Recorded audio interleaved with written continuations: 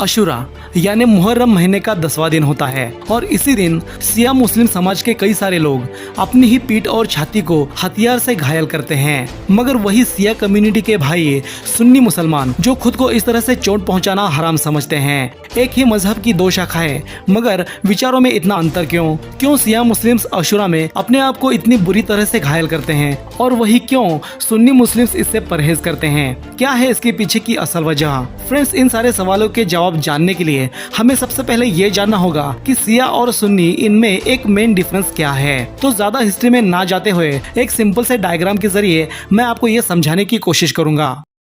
दोस्तों, सभी मुस्लिम भाई अल्लाह को मानते हैं और वही उनका मानना ये भी है कि अल्लाह के सबसे प्यारे और सबसे करीबी थे प्रोफेट मोहम्मद साहब, जो अल्लाह के मैसेंजर थे और जिन्होंने कुरान लिखा। प्रोफेट मोहम्मद साहब के दो करीबी दोस्त थे, एक थे अबू बकर और दूसरे थे अली। अली ये प्रोफेट मोहम्मद साहब के दामाद भी थे।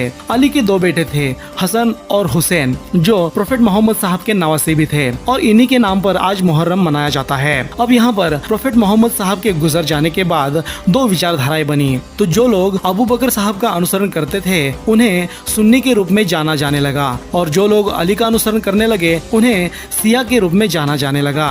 अब आप दोस्तों समझ गए होंगे कि सिया और सुन्नी इनमें एक बेसिक डिफरेंस क्या है। अब जानते हैं कि मुहर्रम के वक्त सिया बंधु खुद को लहूलुहान क्यों करते हैं। फ्रेंड्स, मान्यताओं के अनुसार अक्टूबर 680 सीई में प्रोफेट मोहम्मद साहब के नवासे इमाम हुसैन की नेतृत्व में इराक में स्थित करबला में एक वॉर हुआ जिसे करबला की लड़ाई के नाम से जाना जाता है, जो रिलीजन के उत्तराधिकारी के लिए हुई थी।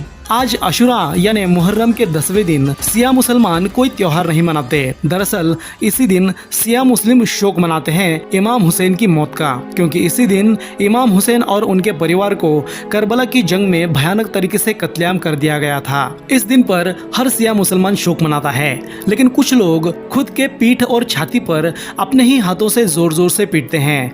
कुछ लोग हथियार और चाकू से खुद को लहूलुहान करते हैं, क्योंकि वो इसे इमाम हुसैन पर किए गए अन्याय के खिलाफ संघर्ष के रूप में देखते हैं। ये सब करने के पीछे की असल वजह यह है कि इसके द्वारा लोगों को हमेशा इमाम हुसैन पर किए गए अन्याय और उन्होंने किया त्याग इन सब की याद रहे। मगर खुद को इस कदर चोट पहुंचाना सुन्नी मुस्लिम्स हराम समझते हैं। उनका कहना यह है कि कुरान में कहीं भी ऐसा नहीं लिखा है कि तुम खुद को इस तरह से चोट पहुंचाओ। लेकिन ये बात नहीं है कि सुन्नी लोगों को करबला की घटना के बारे में कुछ भी नहीं लगता है। वो भी इस दिन शोक मनाते हैं, लेकिन वो इतना तीव्र नहीं होता है। और हाँ, ऐसा भी नहीं होता कि हर सिया मुसलमान खुद को चोट पहुंचाना सही समझता है। कई सिया लोग ऐसे भी हैं जो खुद को चोट पहुंचाने से दूर रखते हैं और इसका विरोध भी करते हैं। यहाँ तक कि सिया मेजोरिटी वाला देश ईरान, जिसने अशुरा में इस तरह खुद को चोट पहुंचाने पर रोक लगाई है और इसी दिन वहाँ के मुस्लिम्स ब्लड डोनेट करते हैं, जो मुझे लगता है एक बेहतरीन तरीका है खुद को चोट पहुंचाने से।